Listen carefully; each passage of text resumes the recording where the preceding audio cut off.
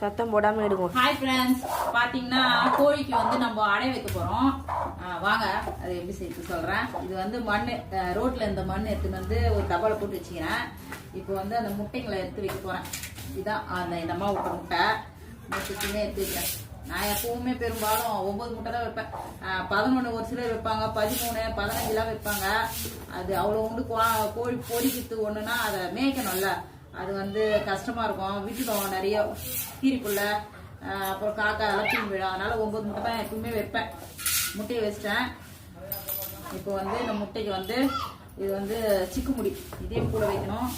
அப்படியே வந்து ஒரு துண்டு இரும்பு ஒரு துண்டு வைக்கணும்.